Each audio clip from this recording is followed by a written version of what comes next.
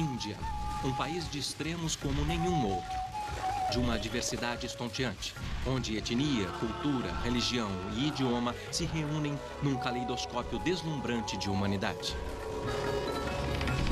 Em sua história de 7.000 anos, a Índia supriu o mundo com suas riquezas. Entretanto, as contribuições inestimáveis da Índia para a ciência e a tecnologia muitas vezes foram encobertas. Elas se tornaram parte do nosso cotidiano de forma tão intensa que nós as tomamos como certas. O conhecimento da Índia antiga permanece uma história não contada. Poucos sabem como a Índia moldou profundamente o mundo moderno. Que foi a Índia que criou o conceito que alimentou a revolução global de alta tecnologia. Que foi a Índia que ajudou a criar as raízes da medicina moderna. Ao que se revela, a base para inovações científicas e tecnológicas do presente e talvez do futuro permanece oculta na história não contada da sabedoria da Índia antiga. Sabedoria e antiguidade. Índia.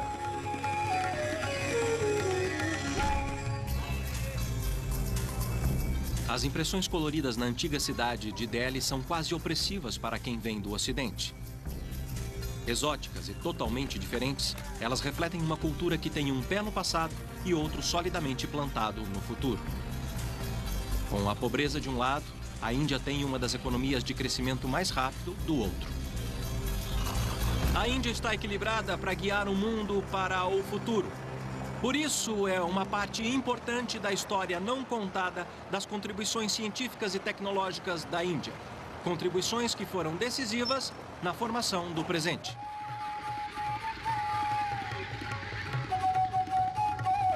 Para ver uma das façanhas mais impressionantes do passado da Índia, eu viajo para Jaipur, a uns 480 quilômetros ao sul de Delhi. Jaipur é famosa por seu lendário palácio cor-de-rosa, mas eu estava procurando um tesouro científico de escala grandiosa. Aqui em Jaipur, as crenças hindus propagam inovação de precisão sem precedentes. Assim como no mundo ocidental moderno, acredita-se que os movimentos do Sol, planetas e de estrelas afetam a vida do homem. Para determinar os momentos mais propícios para eventos importantes como festivais ou casamentos, precisão era crucial. Astrologia, uma pseudociência alegando adivinhação pela posição dos planetas, do Sol e da Lua, deu início a uma das ciências mais antigas e importantes da Índia, a astronomia.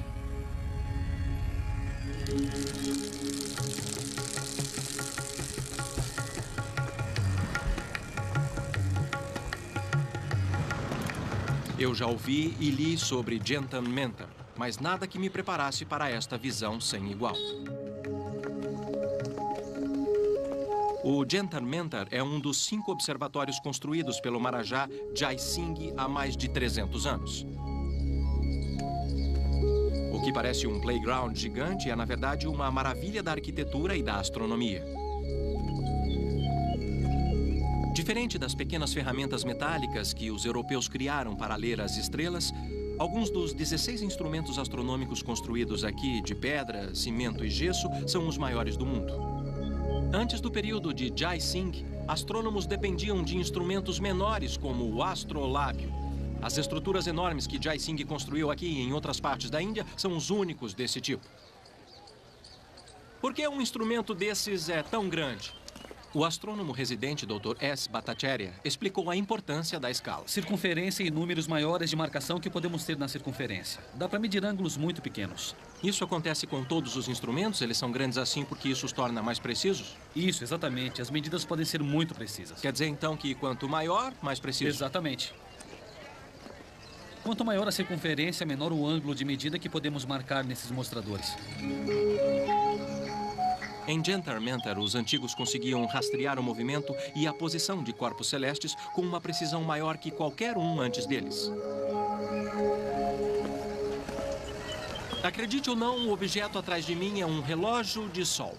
Não é um daqueles redondinhos bonitinhos que nós conhecemos. Na realidade, é o maior relógio de sol do mundo. Este relógio de sol equacional se chama Sanhata Yantra, que significa instrumento supremo. Tem 23 metros de altura e é a criação mais importante de Jai Singh. E esses degraus correm 50 metros ao longo do gnomon, a estrutura que cria o ângulo do relógio de sol. Jai Singh orientou a estrutura para o norte. Na linha leste-oeste, ele posicionou o eixo de um hemisfério para criar 2 quadrantes. Usando geometria, ele calculou o ângulo da rampa em 27 graus, equivalente à latitude de Jaipur. Então a rampa aponta exatamente para o Polo Norte celeste. A sombra das rampas se estende sobre o quadrante, mostrando a hora local com precisão de segundos. O senhor pode me mostrar o quanto este relógio de sol é preciso? Sim, claro. O Dr. S. Bhattacharya, o diretor assistente do planetário Birla, explica a precisão do Sanhat Yantra. A menor medida de tempo são 2 segundos. Cada um desses marca 2 segundos? Os menores marcam 2 segundos. Mas claro que há erros, porque o Sol não é uma fonte segura. A diferença entre a sombra e a luz não é óbvia. O erro pode ser de mais de 2 segundos. Mas mesmo assim é muito preciso. Muito preciso. Esta inovação da Índia antiga foi usada no mundo inteiro por centenas de anos. O Sanhat Yantra de Jai Singh foi impressionante nos equinócios e solstícios, pois conseguia precisá-los nos segundos. Esses 2 eventos celestes são sistemas astronômicos e astrológicos importantes no mundo.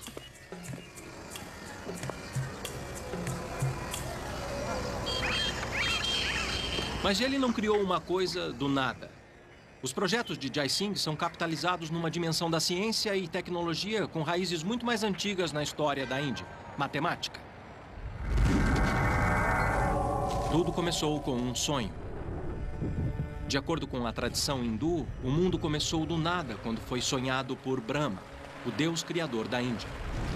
Acreditava-se que os padrões de acordar e dormir de Brahma governavam vastos ciclos da história. Tão vastos que um único dia Brahma durou um kalpa, que corresponde a 4,32 bilhões de anos.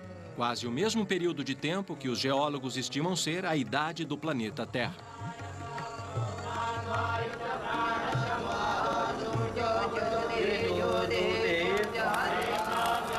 Cantos e escrituras hindus antigos contêm cálculos desses ciclos Brahma, descrevendo trabalhos matemáticos da Índia no 4º século antes de Cristo. Curiosamente, os antigos usavam palavras para expressar números. A palavra braços era usada para o número 2, já que as pessoas têm 2 braços. Mas as palavras não serviam para cálculos, então em torno de 10 a.C., elas foram substituídas por símbolos. Antes dos indianos, os babilônicos tinham alguns símbolos. Este símbolo significava 1, 60 e 3.600. E este símbolo significava 10. Obviamente que com apenas 2 símbolos, as aplicações eram limitadas. Para escrever 6, eram necessários 6 símbolos. Mesmo no sistema romano se usava 2 símbolos. Mas acontece que no sistema indiano bastava 1 símbolo. Para maior conveniência e precisão, o antigo idioma hindu sânscrito substituiu o vocábulo dos números por 9 dígitos isolados. É o sistema indiano de 9 dígitos que nós usamos hoje.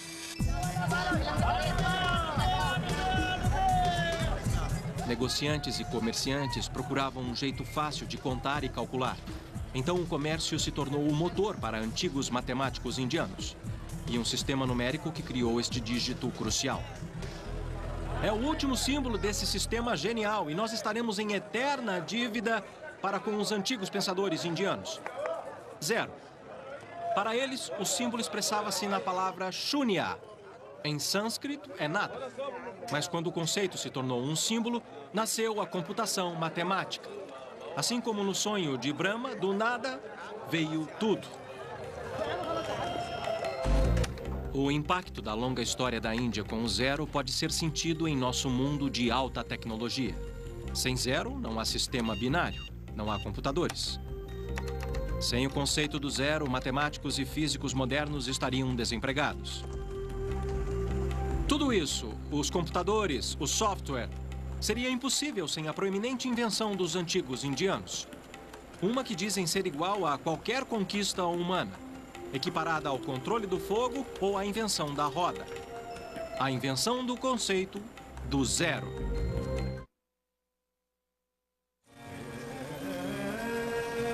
Desde o início da civilização, os indianos utilizaram sabiamente o que a terra fornecia, inventando métodos para moldar a natureza para as suas necessidades.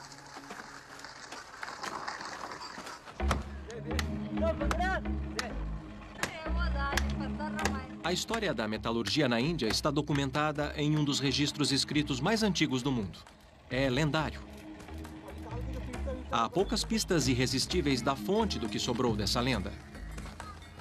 Aqui na estrada para o Himalaia, eu ouvi dizer que há grupos de trabalhadores itinerantes que guardavam uma das principais habilidades do trabalho em metal dos antigos indianos.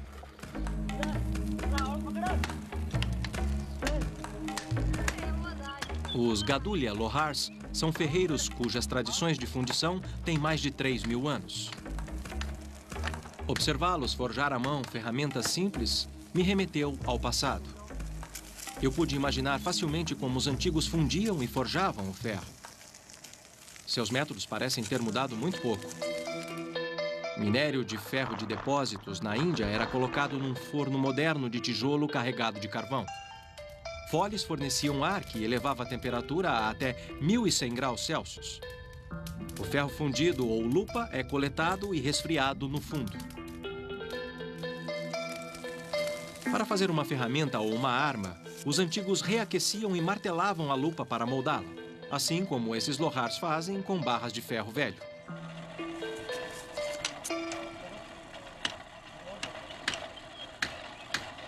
Depois de alguns golpes com o martelo, eu comecei a pegar as habilidades do ferreiro. Oh! E mais, eu percebi que enquanto os ancestrais desses Lohars forjavam ferramentas do dia a dia que contribuíam para o mundo da Índia, não foram foices, mas espadas que atraíram o mundo para o caminho das Índias. Quando no século XI d.C., guerreiros europeus sentiram o efeito das espadas islâmicas na batalha, suas histórias de guerra lançaram a lenda da lâmina de Damasco. Diziam que um golpe da espada podia perfurar um capacete europeu sem perder o fio, ou fatiar facilmente um lenço de seda no ar. Embora as espadas fossem forjadas em Damasco, capital atual da Síria, o aço e a tecnologia vieram da Índia.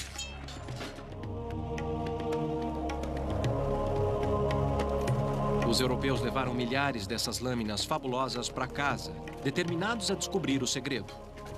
Mas a fórmula permaneceu um mistério por séculos.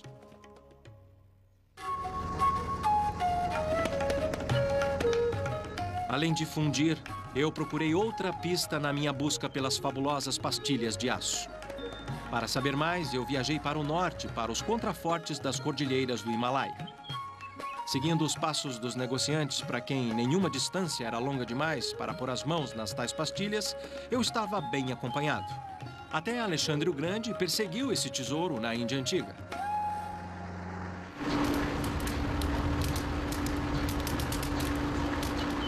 Hoje, na fábrica de aço da cidade de Dehradun, eles estão fazendo réplicas da lâmina damasquina.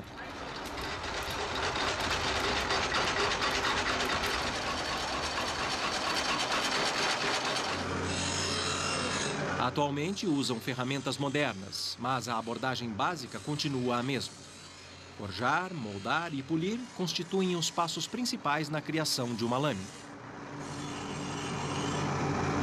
Mas a grande questão é se as réplicas modernas guardam mais que apenas a aparência do aço lendário. Uma lenda nos diz que para dar o toque final na espada, o metal era resfriado enterrando-o no corpo de um escravo musculoso, para que sua força passasse para a espada. E este não é o único conto chocante. Outros acreditam que a resistência do aço de Damasco vem de resfriar a espada na urina de um menino ruivo, ou em uma cabra que comeu samambaias por 3 dias. Nenhum deles foi muito longe. Nos séculos após as cruzadas, muitos tentaram imitar as espadas de Damasco, mas a maioria só conseguia a aparência, não as propriedades. Na realidade, demorou quase até 1975 para se revelar o segredo da espada síria de pastilhas de aço indiano.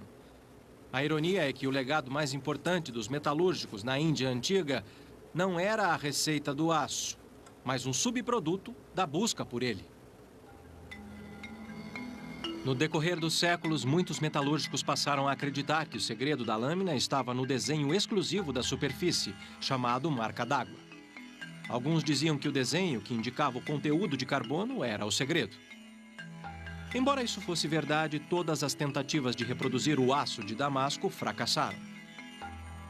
E nós também temos alguma logística da produção. Em um laboratório moderno, onde eles fazem novos produtos de aço, eu conheci o Sr. S.K. Mahajan, especialista em chapas de aço. Então, o que é que muda nesse aço? Ele está se beneficiando da busca pelo segredo do aço de Damasco. Nós temos muitas criações em um setor mais amplo. Na Europa, pesquisadores comparam diferentes metais em um microscópio. Eles nunca descobriram os segredos do metal maravilhoso, mas encontraram muitas informações bem úteis. Um dos subprodutos da busca pelo aço foi a microscopia metalúrgica. Descoberta em 1822, é usada até hoje para avaliar a resistência e a pureza dos metais. Então é isso que acontece por dentro. Eu vou te mostrar. Está tudo aí dentro. Para ver outro subproduto da busca pelo suposto aço, eu levei o Sr. Mahajan para inspecionar um laminador. Bom, então vamos ver. Este é um dos maiores produtores de chapa de metal da Índia. Durante séculos, metalúrgicos e ferreiros tentaram misturar ferro com tudo, de zinco ao chumbo, num esforço para imitar a pastilha de aço. Durante esse tempo, eles anotaram várias combinações novas e propriedades interessantes que encontraram. Em 1822, um pesquisador inglês chamado Michael Faraday adicionou cromo. Ele não conseguiu pastilhas, mas conseguiu uma liga de aço que nós mal conseguiríamos viver sem. O aço inoxidável evoluiu a partir da inspirada pesquisa de Faraday. O que nós faríamos sem ele? Usando calor e pressão, as chapas de liga de aço são processadas para se tornar peças, automóveis e outras ferramentas e utensílios do dia a dia. O que torna o aço inoxidável tão cobiçado é que ele não enferruja. Uma propriedade que nós tomamos como certa.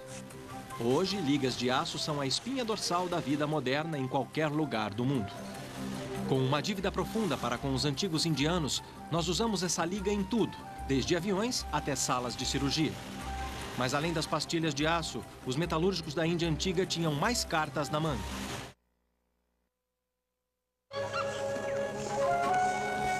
O templo de Konarak é um dos lugares mais surpreendentes da Índia. Embora muito da estrutura original tenha se deteriorado, eu pude ver que as ruínas prestam testemunho à realização dos antigos construtores. Pesquisadores sabem muita coisa sobre como o templo foi construído, devido ao profundo apego dos locais por ele. Os antigos construtores indianos mantinham explicações detalhadas da construção em manuscritos em folhas de palmeira como estas. Mas algumas famílias locais mantiveram os manuscritos originais, dos quais nós temos um registro do projeto milenar, surpreendentemente detalhado.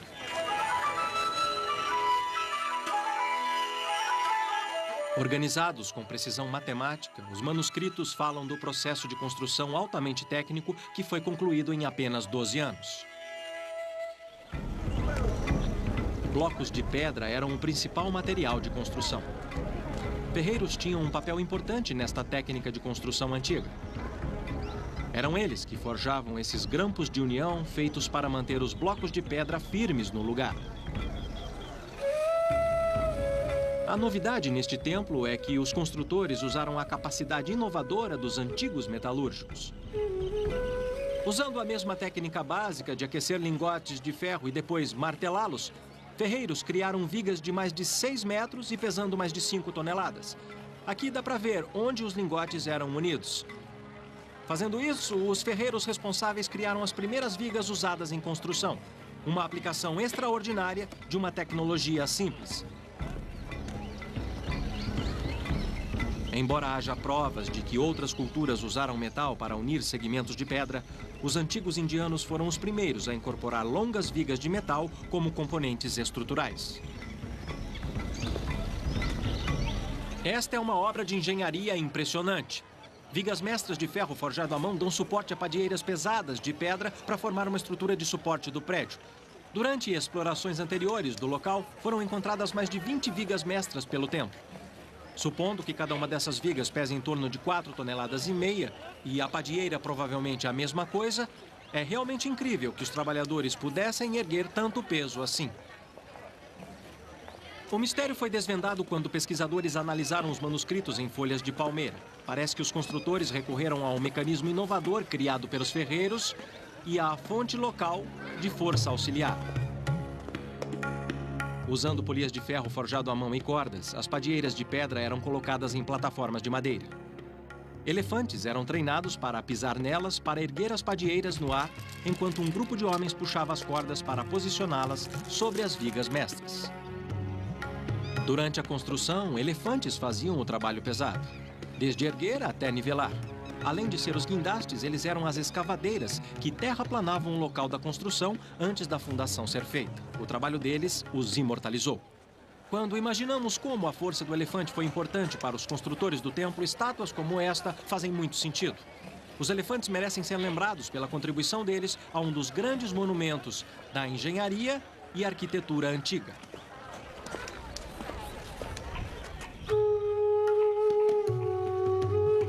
Enquanto templos como o de Konarak se erguem rumo ao céu como monumentos para o poder inovador que enriqueceu a Índia Antiga, outras estruturas extraordinárias foram construídas na direção oposta. Reservatórios de águas subterrâneas como este se tornaram um legado de artífices da Índia Antiga. Eles salvavam vidas na antiga luta interminável contra a inundação e estiagem.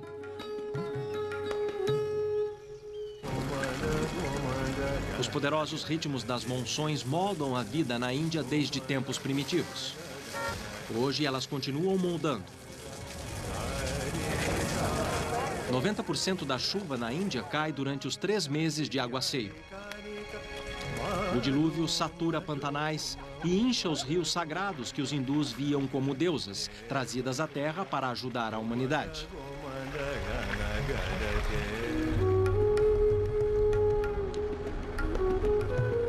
Para aqueles que vivem em regiões áridas, as monções trazem vida. As necessidades de água durante os 9 meses de seca inspiraram os antigos indianos a criar uma arquitetura única. Este é um dos exemplos mais espetaculares de estruturas antigas de captação de águas pluviais. Este poço em degraus, no norte da Índia, leva a um reservatório profundo onde se acredita haver um encontro de rios sagrados. Essa estrutura impressionante dá acesso ao lençol d'água o ano inteiro. Sua arquitetura em degraus é uma das invenções mais geniais da Índia, exibindo as excelentes habilidades dos pedreiros da Índia Antiga. Esse estilo de arquitetura, que é exclusivo da Índia, é um reservatório de água. Este, em particular, poço em degraus, é chamado Chand Baori, é o maior deles. É uma arquitetura em degraus que pode ser redonda ou retangular, que foi projetada para suprir necessidades práticas e espirituais nas regiões mais secas da Índia. Blocos de pedra se tornaram degraus, facilitando a longa descida até o recurso salva-vidas. E a descida era longa. O poço fica a mais de 5 andares para baixo e mais longe ainda quando o nível da água desce nos meses secos.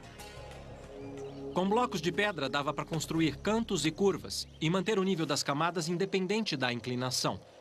Enquanto arquitetos de templos usam blocos de pedra para construir para o alto, criando abóbadas e câmaras, poços em degraus e reservatórios eram construídos na outra direção. Mas antes, precisavam encontrar água. Uma árvore grande era a pista para a fonte. Perto da árvore se cavava um poço retangular para verificar a profundidade do lençol d'água e confirmar sua pureza. O poço era alargado em um reservatório retangular, que depois era revestido com blocos de pedra. A arquitetura em degraus mantinha as paredes juntas para reduzir a evaporação e assegurar que o poço ficasse frio. Supostamente isso era feito pensando em um efeito especial. Os indianos têm uma tradição de métodos de resfriamento de água. Provas indicam que a evaporação era usada com um propósito novo há séculos. Registros europeus do século XIX dizem que filas de vasos rasos de barro contendo água eram cobertos com palha e expostos a uma corrente de ar. A evaporação resfriava a água e podia até produzir um pouco de gelo. Vamos ver se funciona.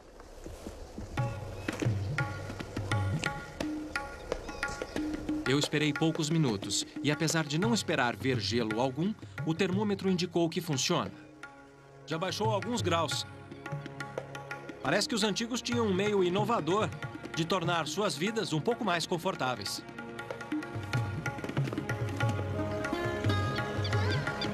Com mais de 1000 anos, reservatórios de água como este mostram o avanço da ciência e tecnologia da Índia antiga.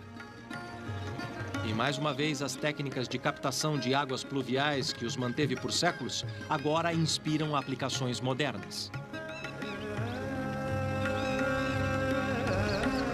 Um projeto pode se tornar um modelo para outros.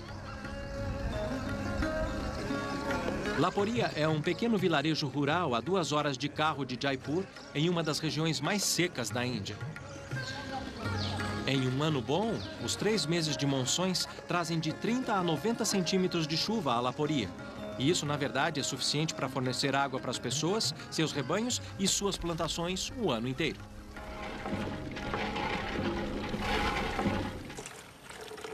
Entretanto, a monção é a monção. Em alguns anos, ela traz 90 centímetros de chuva, em outros, apenas 12. Com a população da área crescendo, a escassez de água se tornou um problema sério. Em 1982, a crise de gerenciamento de água inspirou um visionário local. Ele enfrentou o problema usando uma abordagem antiga, porém inovadora. हम सब लोग इकट्ठे होकर के और सब लोगों ने मिलकर काम किया. Lakshman Singh, um membro de uma família local proeminente, dedicou sua vida para reativar os tradicionais métodos de captação de águas pluviais numa área seca e improdutiva. O Sr. Singh explicou que antes de abraçar esta causa, a maioria das abordagens modernas fracassou porque elas eram estranhas aos habitantes. Em vez disso, ele os lembrou de sua sabedoria antiga. Os métodos de água usados na construção de reservatórios e poços em degraus inspiraram os quadrados de Laporia.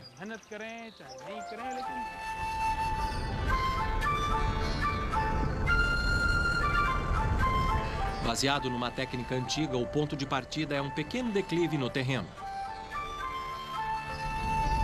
Um trecho grande do declive é dividido em unidades retangulares de aproximadamente 60 por 120 metros.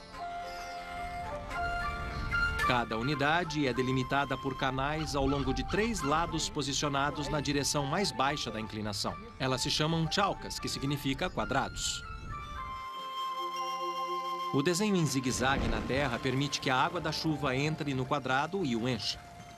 O excesso escoa para o quadrado seguinte e depois para o seguinte. O que sobra escoa para um reservatório ou tanque. A água captada escoa por um filtro no solo até o lençol d'água e depois é bombeada para os poços do vilarejo. Quando o Sr. Singh explicou o processo em mais detalhes, eu percebi que esta estratégia de irrigação de baixa tecnologia e alta inteligência gerencia um fornecimento de água limitado com mais eficiência. Na realidade, o método de Lakshman Singh estava produzindo mais água potável, assim como água suficiente para seus pastos e terras cultivadas.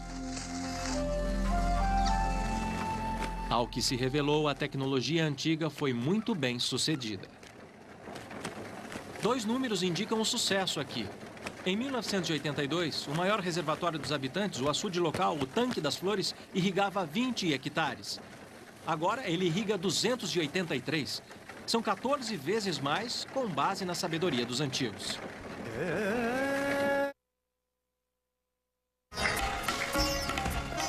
Este é o Bazar Chandni Chowk, na velha Delhi. Por milhares de anos, comerciantes vieram aqui encontrar coisas que só a Índia tinha. Um tecido tão versátil que, quando suas virtudes, maciez, requinte e leveza foram revelados, a demanda estimulou um crescimento econômico que mudou o mundo.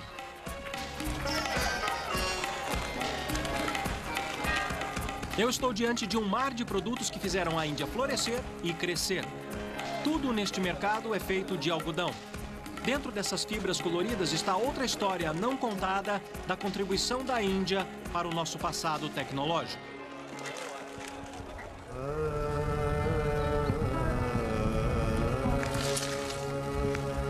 O algodão foi domesticado pela primeira vez há 5.000 anos no Vale do Rio Indo, uma parte da Índia antiga que hoje fica no Paquistão Ocidental.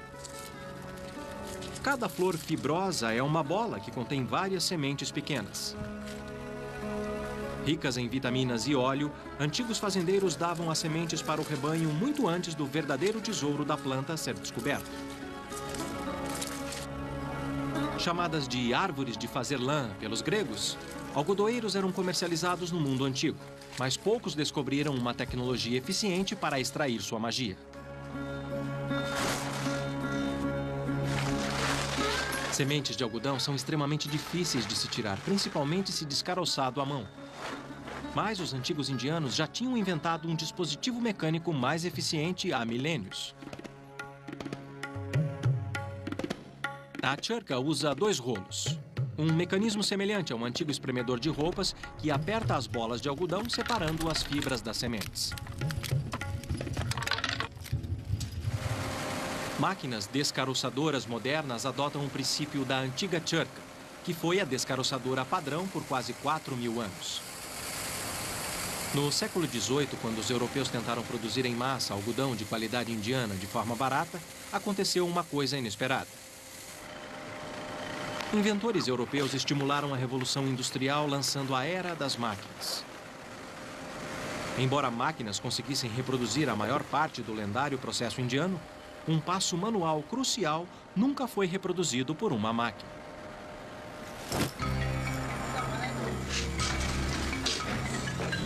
Há muito tempo, artífices indianos criaram uma ferramenta que deu às suas roupas uma qualidade exclusiva. A origem da roda de fiar é um tanto obscura, mas sua primeira aparição registrada foi na Índia. Por milênios, o fio era afiado à mão e com carretéis simples. Mas há uns 1000 anos, a roda de fiar foi criada. Ela foi um salto tecnológico simples, mas extremamente eficiente. A roda gira o carretel, que gentilmente torce e armazena o fio.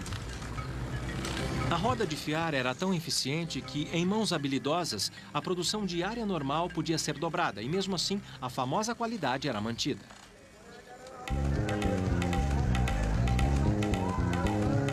A indústria pesada jamais pôde conseguir reproduzir a maciez e a qualidade do fio que a roda de fiar produz. Tecido indiano feito de jeito tradicional é valorizado hoje do mesmo jeito que era reverenciado pelos antigos comerciantes. Quando a fiação foi industrializada, mudou a nossa forma de viver. Esse material produzido em massa e fácil de cuidar, que pode não ser tão macio como o tecido feito à mão, agora pode ser compartilhado no mundo todo. Hoje o algodão é o ponto de articulação do estilo da vida moderna. Sem ele, nenhum de nós teria camisetas ou nossas calças favoritas. Ou seja, jeans. Nós não imaginamos, mas 40% da nossa roupa contém algodão. Com séculos de experiência profundamente enraizada, a Índia mais uma vez se tornou o maior fornecedor mundial desse antigo material. Para entrar na área de produção. Obrigado. Obrigado. Nesta grande fábrica de processamento moderno em Alwar, a 2 horas de carro a sudoeste de Delhi, Prerna Syntex produz 800 toneladas de algodão por dia. Muito distante do que um fazendeiro conseguia produzir com uma charka. Aqui eles fiam mais de 9.000 metros de fio por dia, mais que todas as rodas de fiar na Índia conseguiam produzir em um ano. A tecnologia que deve ter sido originada na Índia centenas de anos atrás, agora é reimportada da Alemanha, Japão e Suíça, na forma dessas máquinas modernas. Mas o processo fica cada vez mais eficiente.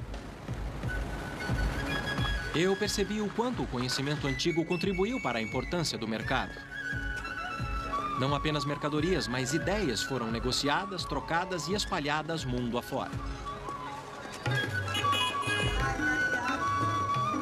Por milhares de anos, comerciantes vieram comprar, vender e trocar aqui nos bazares da Índia, voltando para casa com produtos de algodão indiano, ideias novas, talvez lingotes de aço de damasco bruto e, claro, as famosas especiarias indianas tão cobiçadas no mundo todo. Muitas dessas especiarias têm propriedades medicinais Nos tempos antigos, a maior parte dos remédios vinha de plantas.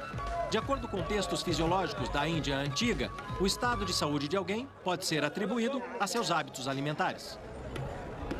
A ciência já mostrou que algumas plantas têm poderes de cura. Casca de salgueiro é o ingrediente básico da aspirina. Acredita-se que temperos como alho estimulam o sistema imunológico e ajudam em doenças brandas. Baseado nessas prescrições antigas, a fitoterapia se tornou um grande negócio, não apenas na Índia, mas no mundo inteiro.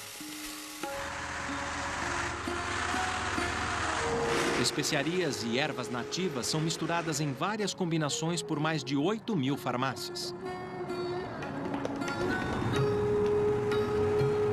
A demanda global é difícil de calcular, mas produtos fitoterápicos constituem um mercado de bilhões de dólares só na Índia.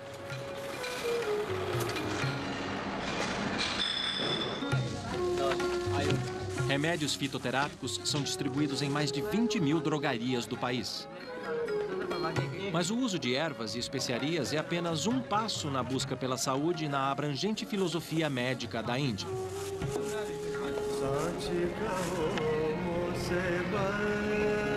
Perto do sagrado rio Ganges, em Kripalo Bagh Ashram, eu encontrei práticas de cura da Índia antiga ainda muito difundida. Essas casas ashram são clínicas ayurvédicas que tratam de centenas de pacientes por dia. Ayurveda, em sânscrito, significa a ciência da vida que define saúde como bem-estar pleno. Então, um diagnóstico médico não se concentra apenas no sintoma imediato, mas na relação do paciente com alimentos e ervas, o tempo e as estações e até seus relacionamentos pessoais. A Ayurveda foi o primeiro sistema de medicina a aparecer no mundo. E por fim, depois de 5.000 anos, esta abordagem holística agora está sendo adotada no Ocidente. A yoga, que é um dos aspectos mais importantes da Ayurveda, se tornou muito popular.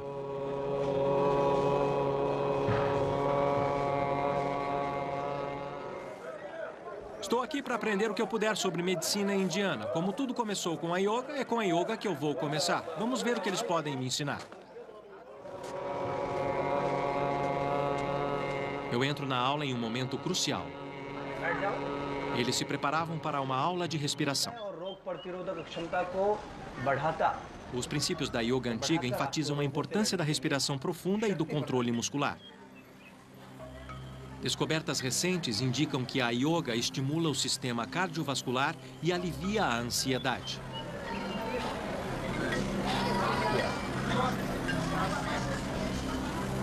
Parece funcionar. O exercício yoga de respiração, embora estranho para mim, me revigorou imediatamente.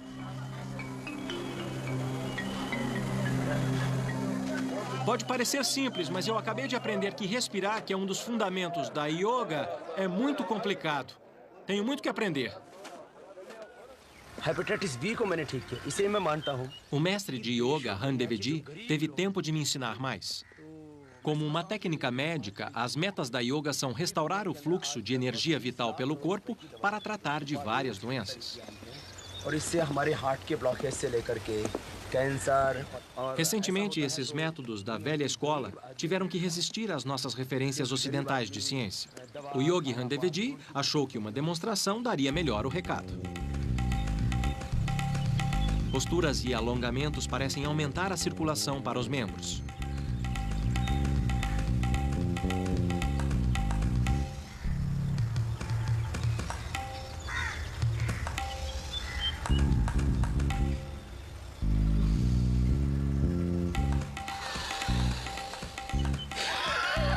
Respiração profunda induz ao relaxamento. E com prática, dá para controlar músculos que você nunca imaginou ter.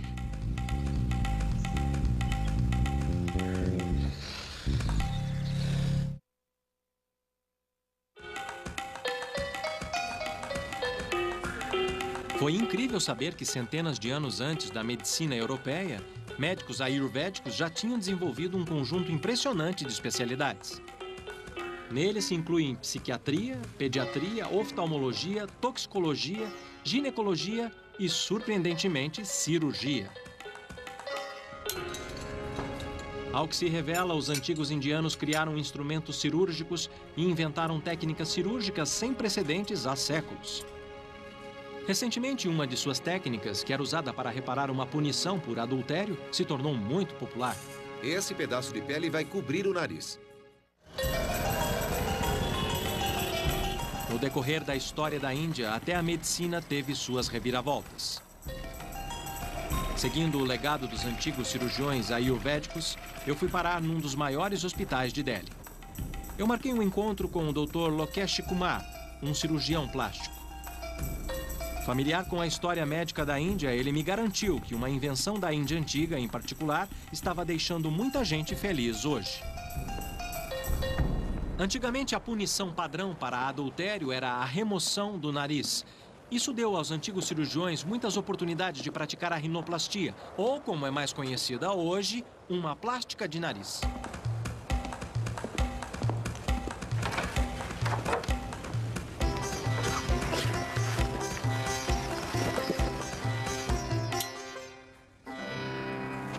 Dr. Kumar, é justo dizer que os médicos indianos fazem o que o senhor já faz há muito tempo? Bom, esta cirurgia de rinoplastia foi desenvolvida na Índia. A primeira descrição dela foi em 600 a.C. e o tecido era retirado da bochecha. Tá. Mas o princípio básico continua o mesmo. Então está me dizendo que a cirurgia que se faz hoje é exatamente a mesma que os antigos faziam? Exatamente, porque a reconstrução da rinoplastia foi feita durante muito tempo.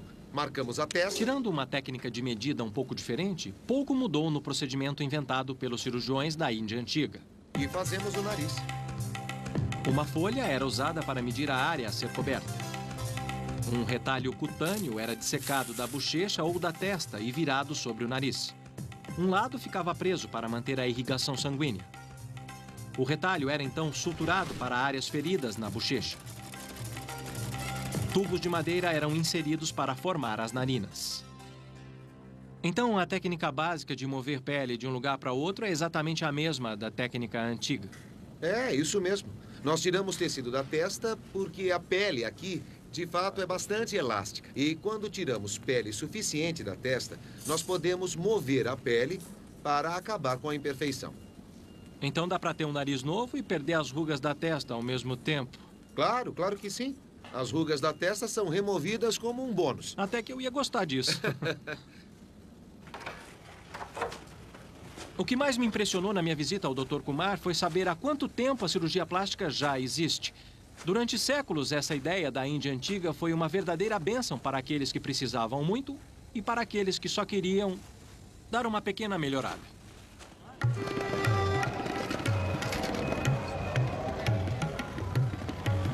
Quando eu saí da clínica e olhei os rostos da Índia moderna, eu não pude deixar de pensar na dívida que nós temos com essa cultura antiga.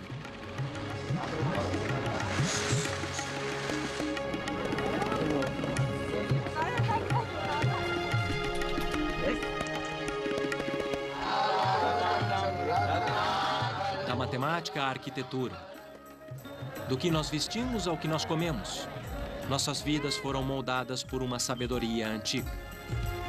Por 7.000 anos, a Índia forneceu ao mundo as suas riquezas.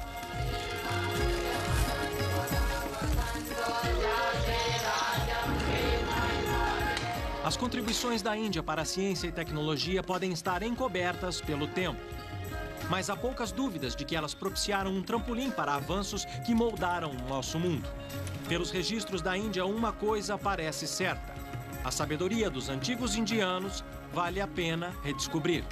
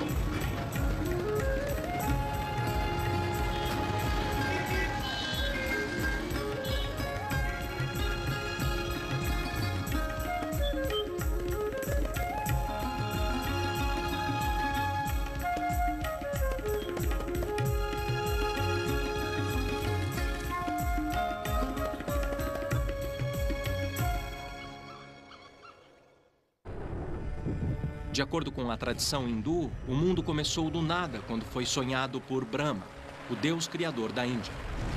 Acreditava-se que os padrões de acordar e dormir de Brahma governavam vastos ciclos da história.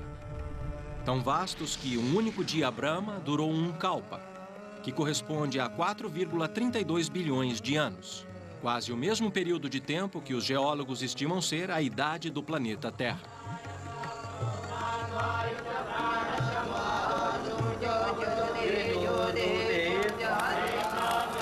Cantos e escrituras hindus antigos contêm cálculos desses ciclos Brahma, descrevendo trabalhos matemáticos da Índia no quarto século antes de Cristo. Curiosamente, os antigos usavam palavras para expressar números. A palavra braços era usada para o número 2, já que as pessoas têm 2 braços. Mas as palavras não serviam para cálculos, então em torno de 10 a.C., elas foram substituídas por símbolos. Antes dos indianos, os babilônicos tinham alguns símbolos. Este símbolo significava 1, 60 e 3.600.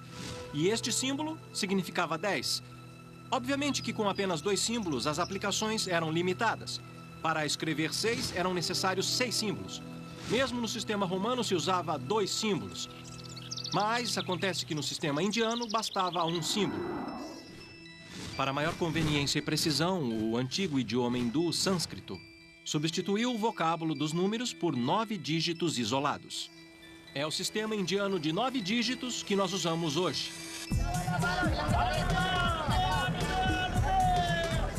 Negociantes e comerciantes procuravam um jeito fácil de contar e calcular.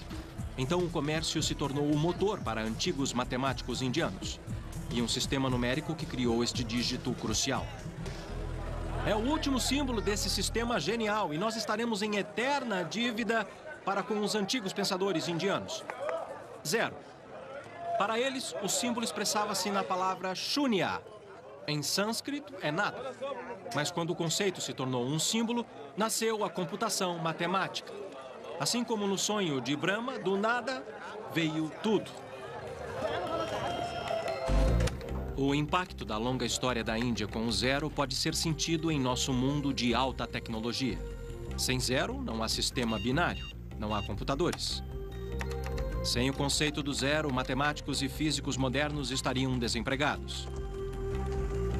Tudo isso, os computadores, o software, seria impossível sem a proeminente invenção dos antigos indianos. Uma que dizem ser igual a qualquer conquista humana. Fiar na Índia conseguiam produzir em 1 ano. A tecnologia que deve ter sido originada na Índia centenas de anos atrás, agora é reimportada da Alemanha, Japão e Suíça, na forma dessas máquinas modernas. Mas o processo fica cada vez mais eficiente. Eu percebi o quanto o conhecimento antigo contribuiu para a importância do mercado. Não apenas mercadorias, mas ideias foram negociadas, trocadas e espalhadas mundo afora. Por milhares de anos, comerciantes vieram comprar, vender e trocar aqui nos bazares da Índia, voltando para casa com produtos de algodão indiano, ideias novas, talvez lingotes de aço de damasco bruto e, claro, as famosas especiarias indianas tão cobiçadas no mundo todo. Muitas dessas especiarias têm propriedades medicinais. Nos tempos antigos, a maior parte dos remédios vinha de plantas. De acordo com textos fisiológicos da Índia antiga, o estado de saúde de alguém pode ser atribuído a seus hábitos alimentares. A ciência já mostrou que algumas plantas têm poderes de cura. Casca de salgueiro é o ingrediente básico da aspirina. Acredita-se que temperos como alho estimulam o sistema imunológico e ajudam em doenças brandas. Baseado nessas prescrições antigas, a fitoterapia se tornou um grande negócio, não apenas na Índia, mas no mundo inteiro. Especiarias e ervas nativas são misturadas em várias combinações por mais de 8.000 farmácias. A demanda global é difícil de calcular, mas produtos fitoterápicos constituem um mercado de bilhões de dólares só na Índia.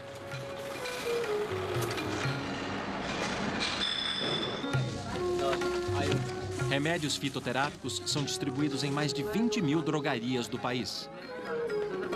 Mas o uso de ervas e especiarias é apenas um passo na busca pela saúde na abrangente filosofia médica da Índia.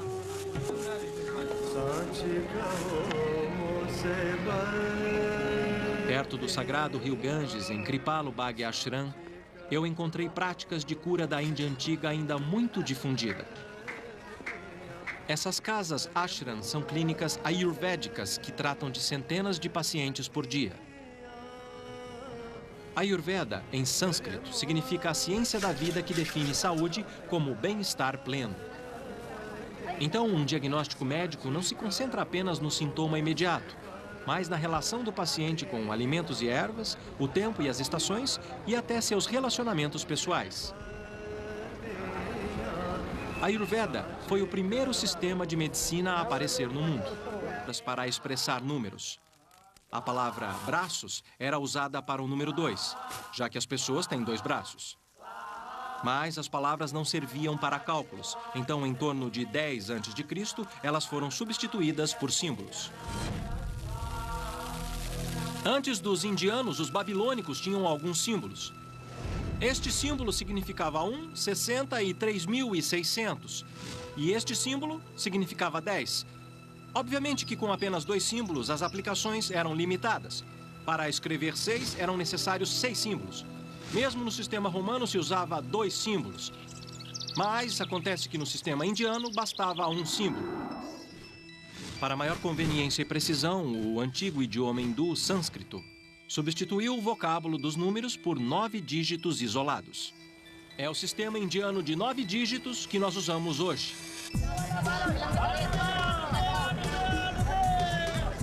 Negociantes e comerciantes procuravam um jeito fácil de contar e calcular. Então o comércio se tornou o motor para antigos matemáticos indianos. E um sistema numérico que criou este dígito crucial. É o último símbolo desse sistema genial e nós estaremos em eterna dívida para com os antigos pensadores indianos. 0. Para eles, o símbolo expressava-se na palavra shunya. Em sânscrito, é nada. Mas quando o conceito se tornou um símbolo, nasceu a computação matemática. Assim como no sonho de Brahma, do nada veio tudo. O impacto da longa história da Índia com o 0 pode ser sentido em nosso mundo de alta tecnologia. Sem 0, não há sistema binário, não há computadores. Sem o conceito do 0, matemáticos e físicos modernos estariam desempregados. Tudo isso, os computadores, o software, seria impossível sem a proeminente invenção dos antigos indianos. Uma que dizem ser igual a qualquer conquista humana, equiparada ao controle do fogo ou à invenção da roda. A invenção do conceito do 0.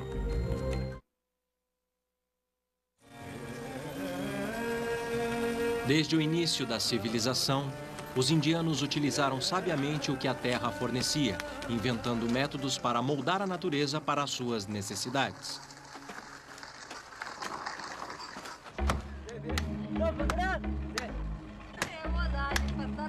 A história da metalurgia na Índia está documentada em um dos registros escritos mais antigos do mundo.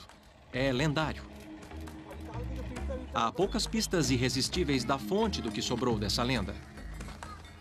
Aqui na estrada para o Himalaia, eu ouvi dizer que há grupos de trabalhadores itinerantes que guardavam uma das principais habilidades do trabalho em metal, inventando métodos para moldar a natureza para as suas necessidades.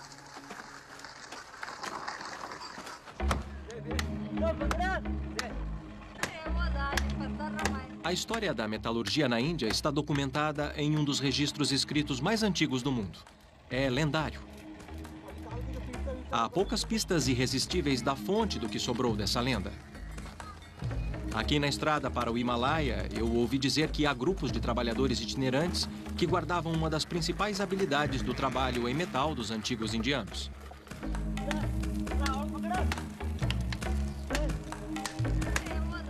Os Gadulya Lohars são ferreiros cujas tradições de fundição têm mais de 3.000 anos.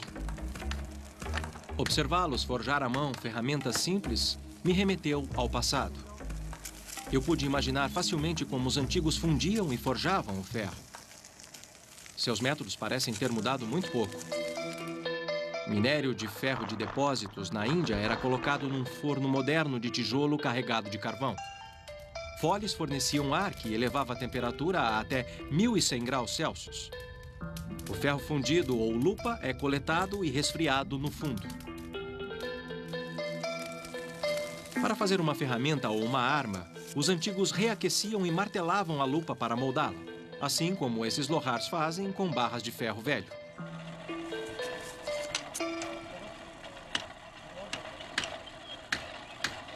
Depois de alguns golpes com o martelo, eu comecei a pegar as habilidades do ferreiro.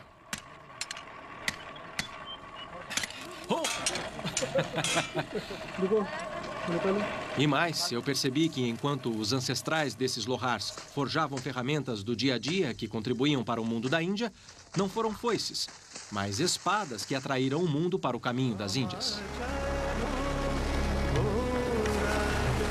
Quando no século XI d.C., guerreiros europeus sentiram o efeito das espadas islâmicas na batalha, suas histórias de guerra lançaram a lenda da lâmina de Damasco. Diziam que um golpe da espada podia perfurar um capacete europeu sem perder o fio, ou fatiar facilmente um lenço de seda no ar.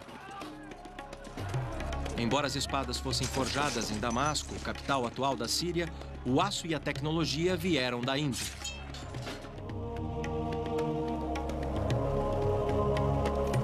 Os europeus levaram milhares dessas lâminas fabulosas para casa, determinados a descobrir o segredo. Mas a fórmula permaneceu um mistério por séculos.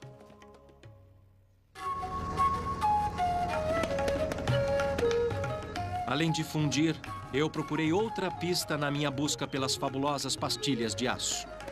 Para saber mais, eu viajei para o norte, para a água desce nos meses secos.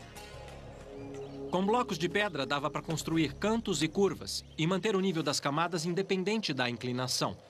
Enquanto arquitetos de templos usam blocos de pedra para construir para o alto, criando abóbadas e câmaras, poços em degraus e reservatórios eram construídos na outra direção.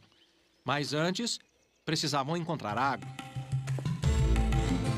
Uma árvore grande era a pista para a fonte. Perto da árvore se cavava um poço retangular para verificar a profundidade do lençol d'água e confirmar sua pureza.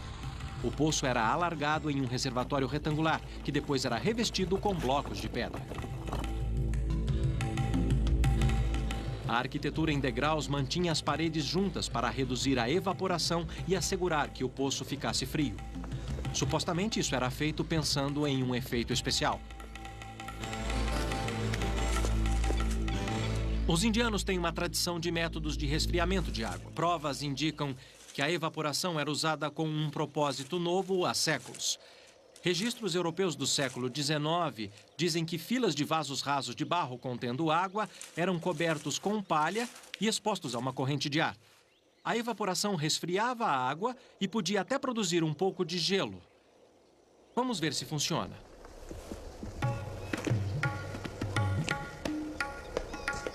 Eu esperei poucos minutos e, apesar de não esperar ver gelo algum, o termômetro indicou que funciona.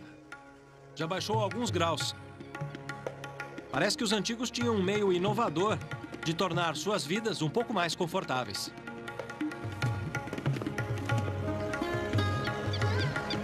Com mais de 1000 anos, reservatórios de água como este mostram um avanço da ciência e tecnologia da Índia antiga. E mais uma vez, as técnicas de captação de águas pluviais que os manteve por séculos agora inspiram aplicações modernas. Um projeto pode se tornar um modelo para outros. Laporia é um pequeno vilarejo rural a 2 horas de carro de Jaipur, em uma das regiões mais secas da Índia.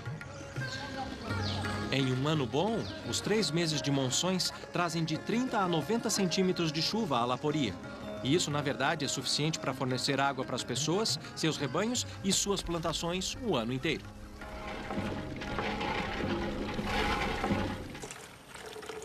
Entretanto, a monção é a monção. Em alguns anos, ela traz 90 centímetros de chuva, em outros, apenas 12. Com a população da área crescendo, a escassez de água se tornou um problema sério. Em 1982, a crise de gerenciamento de água inspirou um visionário local. Ele enfrentou o problema usando uma abordagem antada em um dos registros escritos mais antigos do mundo. É lendário. Há poucas pistas irresistíveis da fonte do que sobrou dessa lenda. Aqui na estrada para o Himalaia, eu ouvi dizer que há grupos de trabalhadores itinerantes que guardavam uma das principais habilidades do trabalho em metal dos antigos indianos.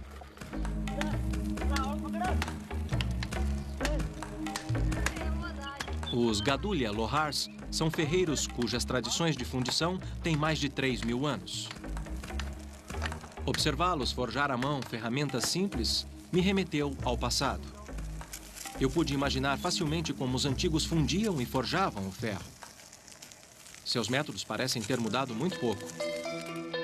Minério de ferro de depósitos na Índia era colocado num forno moderno de tijolo carregado de carvão.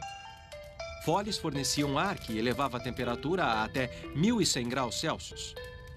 O ferro fundido ou lupa é coletado e resfriado no fundo.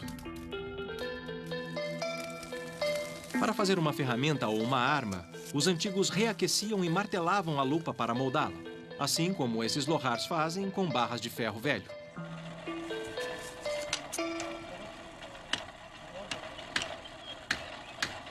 Depois de alguns golpes com o martelo, eu comecei a pegar as habilidades do ferreiro.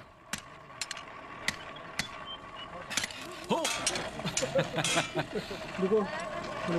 E mais, eu percebi que enquanto os ancestrais desses Lohars forjavam ferramentas do dia a dia que contribuíam para o mundo da Índia, não foram foices, mas espadas que atraíram o mundo para o caminho das Índias. Quando no século XI d.C., guerreiros europeus sentiram o efeito das espadas islâmicas na batalha, suas histórias de guerra lançaram a lenda da lâmina de Damasco. Diziam que um golpe da espada podia perfurar um capacete europeu sem perder o fio, ou fatiar facilmente um lenço de seda no ar. Embora as espadas fossem forjadas em Damasco, capital atual da Síria, o aço e a tecnologia vieram da Índia.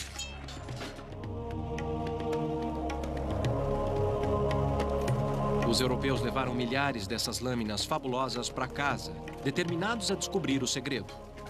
Mas a fórmula permaneceu um mistério por séculos.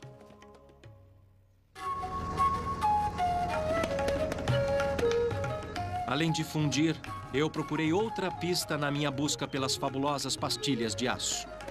Para saber mais, eu viajei para o norte, para os contrafortes das cordilheiras do Himalaia. Seguindo os passos dos negociantes, para quem nenhuma distância era longa demais para pôr as mãos nas tais pastilhas, eu estava bem acompanhado. Até Alexandre o Grande perseguiu esse tesouro na Índia Antiga.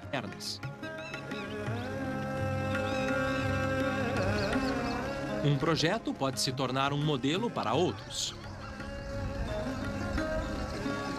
Laporia é um pequeno vilarejo rural a 2 horas de carro de Jaipur, em uma das regiões mais secas da Índia. Em um ano bom, os 3 meses de monções trazem de 30 a 90 centímetros de chuva a Laporia. E isso, na verdade, é suficiente para fornecer água para as pessoas, seus rebanhos e suas plantações o ano inteiro.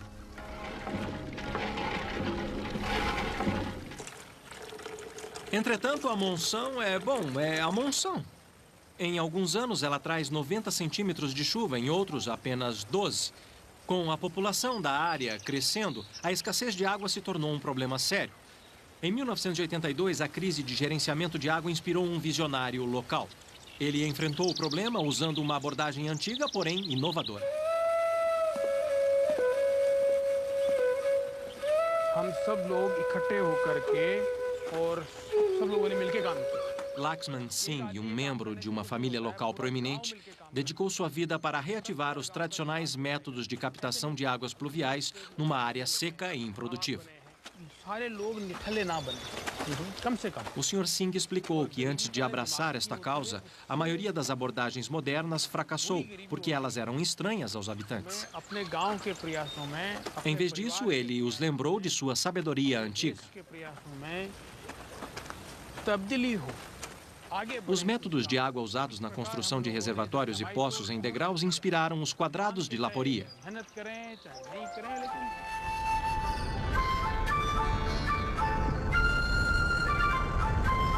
Baseado numa técnica antiga, o ponto de partida é um pequeno declive no terreno. Um trecho grande do declive é dividido em unidades retangulares de aproximadamente 60 por 120 metros. Cada unidade é delimitada por canais ao longo de 3 lados posicionados na direção mais baixa da inclinação. Elas se chamam chaucas, que significa quadrados. O desenho em zigue-zague na terra permite que a água da chuva entre no quadrado e o encha. O excesso escoa para o quadrado seguinte e depois para o seguinte. O que sobra escoa para um reservatório ou tanque. A água captada escoa por um filtro no solo até o lençol d'água e depois é bombeada para os poços do vilarejo. Quando o Sr. Singh explicou o processo em mais detalhes, eu percebi que esta estratégia de irrigação de baixa tecnologia e alta inteligência gerencia um fornecimento de água limitado com mais eficiência. Na realidade, o método de Laxman Singh, blocos de pedra eram o principal material de construção. Ferreiros tinham um papel importante nesta técnica de construção antiga. Eram eles que forjavam esses grampos de união feitos para manter os blocos de pedra firmes no lugar. A novidade neste templo é que os construtores usaram a capacidade inovadora dos antigos metalúrgicos. Usando a mesma técnica básica de aquecer lingotes de ferro e depois martelá-los, ferreiros criaram vigas de mais de 6 metros e pesando mais de 5 toneladas. Aqui dá para ver onde os lingotes eram unidos. Fazendo isso, os ferreiros responsáveis criaram as primeiras vigas usadas em construção. Uma aplicação extraordinária de uma tecnologia simples. Embora haja provas de que outras culturas usaram metal para unir segmentos de pedra, os antigos indianos foram os primeiros a incorporar longas vigas de metal como componentes estruturais. Esta é uma obra de engenharia impressionante. Vigas mestras de ferro forjado à mão dão suporte a padieiras pesadas de pedra para formar uma estrutura de suporte do prédio. Durante explorações anteriores do local, foram encontradas mais de 20 vigas mestras pelo templo. Supondo que cada uma dessas vigas pese em torno de 4,5 toneladas e a padieira provavelmente a mesma coisa, é realmente incrível que os trabalhadores pudessem erguer tanto peso assim. O mistério foi desvendado quando pesquisadores analisaram os manuscritos em folhas de palmeira. Parece que os construtores recorreram ao mecanismo inovador criado pelos ferreiros e à fonte local de força auxiliar. Usando polias de ferro forjado à mão e cordas, as padieiras de pedra eram colocadas em plataformas de madeira. Elefantes eram treinados para pisar nelas para erguer as padieiras no ar, enquanto um grupo de homens puxava as cordas para posicioná-las sobre as vigas mestras. Durante a construção, elefantes faziam o trabalho pesado, desde erguer até nivelar. Além de ser os guindastes, eles eram as escavadeiras que terraplanavam o local da construção antes da fundação ser feita. O trabalho deles os imortalizou. Quando imaginamos como a força do elefante foi importante para os construtores do templo, estátuas como esta fazem muito sentido. Os elefantes merecem ser lembrados pela contribuição deles a um dos grandes monumentos da engenharia e arquitetura antiga.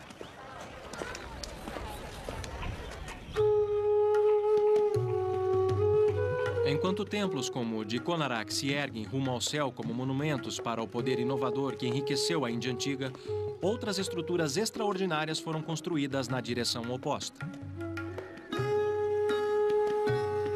Reservatórios de águas subterrâneas como este se tornaram um legado de artífices da Índia antiga. Eles salvavam vidas e números maiores de marcação que podemos ter na circunferência. Dá para medir ângulos muito pequenos. Isso acontece com todos os instrumentos? Eles são grandes assim porque isso os torna mais precisos? Isso, exatamente. As medidas podem ser muito precisas. Quer dizer, então, que quanto maior, mais preciso? Exatamente. Quanto maior a circunferência, menor o ângulo de medida que podemos marcar nesses mostradores. Em Jantar Mantar, os antigos conseguiam rastrear o movimento e a posição de corpos celestes com uma precisão maior que qualquer um antes deles. Acredite ou não, o objeto atrás de mim é um relógio de sol. Não é um daqueles redondinhos bonitinhos que nós conhecemos. Na realidade, é o maior relógio de sol do mundo. Este relógio de sol equacional se chama Sanhata Yantra, que significa instrumento supremo. tem 23 metros de altura e é a criação mais importante de Jai Singh. E esses degraus correm 50 metros ao longo do gnomon, a estrutura que cria o ângulo do relógio de sol. Jai Singh orientou a estrutura para o norte. Na linha leste-oeste, ele posicionou o eixo de um hemisfério para criar 2 quadrantes. Usando geometria, ele calculou o ângulo da rampa em 27 graus, equivalente à latitude de Jaipur. Então a rampa aponta exatamente para o polo norte celeste. A sombra das rampas se estende sobre o quadrante, mostrando a hora local com precisão de segundos. O senhor pode me mostrar o quanto este relógio de sol é preciso? Sim, claro. O Dr. S. Bhattacharya, o diretor assistente do planetário Birla, explica a precisão do Sanhat Yantra. A menor medida de tempo são 2 segundos. Cada um desses marca 2 segundos? Os menores marcam 2 segundos. Mas claro que há erros, porque o Sol não é uma fonte segura. A diferença entre a sombra e a luz não é óbvia. O erro pode ser de mais de 2 segundos. Mas mesmo assim é muito preciso. Muito preciso. Esta inovação da Índia antiga foi usada no mundo inteiro por centenas de anos. O Sanhat Yantra de Jai Singh foi impressionante nos equinócios e solstícios, pois conseguia precisá-los nos segundos.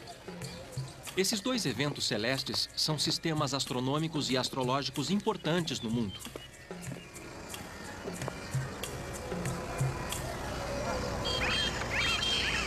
Mas ele não criou uma coisa do nada.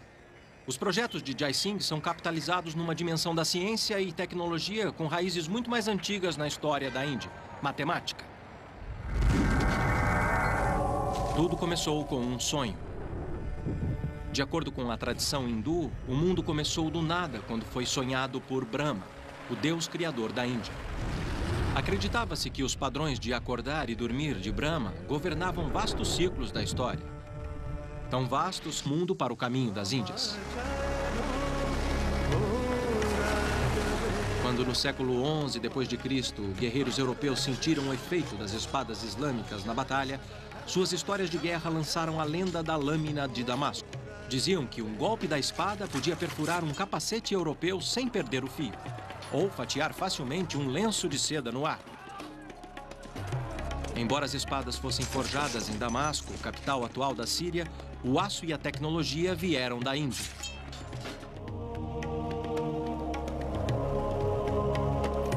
Os europeus levaram milhares dessas lâminas fabulosas para casa, determinados a descobrir o segredo. Mas a fórmula permaneceu um mistério por séculos.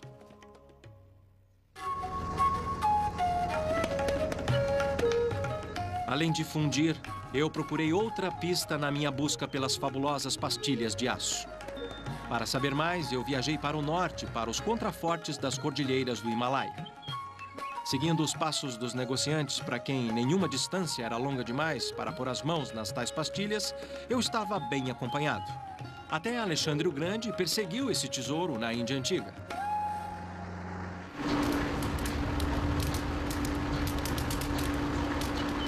Hoje, na fábrica de aço da cidade de Dehradun, eles estão fazendo réplicas da lâmina damasquina.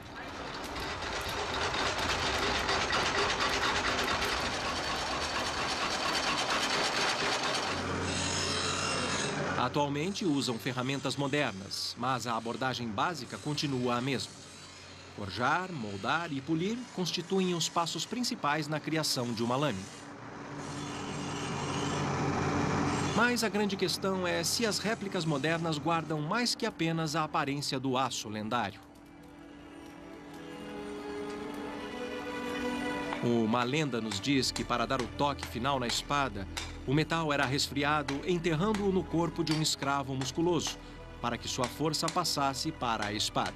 E este não é o único conto chocante. Outros acreditam que a resistência do aço de Damasco vem de resfriar a espada na urina de um menino ruivo, ou em uma cabra que comeu samambaias por 3 dias. Nenhum deles foi muito longe. Nos séculos após as cruzadas, muitos tentaram imitar as espadas de Damasco, mas a maioria só conseguia a aparência, não as propriedades. Na realidade, demorou quase até 1975 para se revelar o segredo da espada síria de pastilhas de aço indiano.